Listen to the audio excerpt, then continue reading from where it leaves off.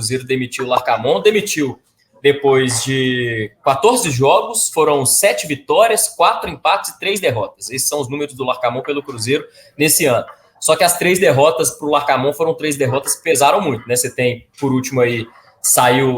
perdeu a final para o Atlético, numa final de Mineiro que o time tinha vantagem de jogar pelo empate, tinha o jogo na mão depois de fazer 1-0, depois de vir de uma final que o Larcamón mesmo escalou mal o time, né? Na finalíssima ele faz trocas ruins durante o jogo, isso pesa muito na avaliação, né, da SAF. Tem a derrota vexatória na Copa do Brasil, que ele é eliminado na primeira fase da Copa do Brasil pelo Souza,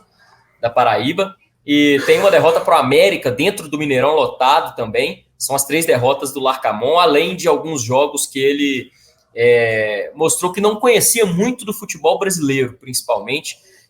ou que pelo menos não estava muito disposto a conhecer muito de como a dinâmica funciona dentro do Cruzeiro, dentro do futebol brasileiro, insistiu com caras que não estavam rendendo muito, Gabriel, e parece que isso pesou muito para demitir o Larcamón ontem. Eu acho que o Larcamón ele deu motivos para ser demitido. A gente pode discutir entre nós 3 aqui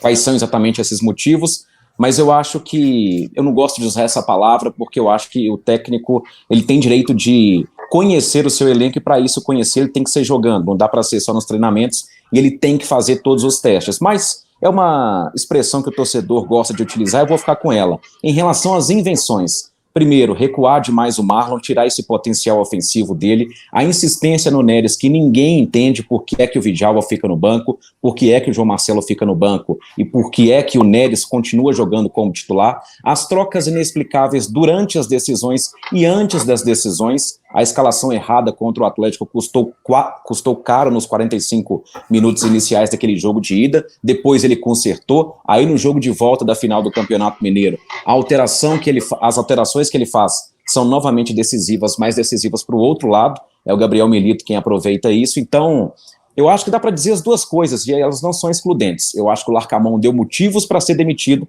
mas sinceramente eu não entendo a escolha tão imediata e tão assertiva ali como parece ter sido pelo Seabra. Eu acho até que o timing não é dos piores, até porque apesar de ser vésperas do início do Brasileirão, melhor do que ser demitido durante um trabalho que já começou,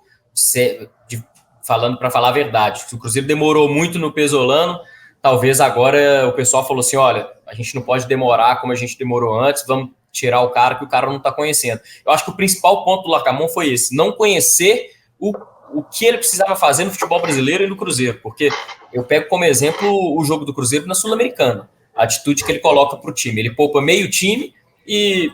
para quê? Se ele mantém a zaga, muda o meio, o ataque todo, mas não coloca o time para jogar de fato, propor o jogo, ir para cima, não, segurando para cumprir os 90 minutos e se poupar todo mundo. Para que ele descansou os jogadores titulares, então? Uma atitude foi incompatível com a grandeza que é o Cruzeiro e a grandeza de um time que quer vencer uma competição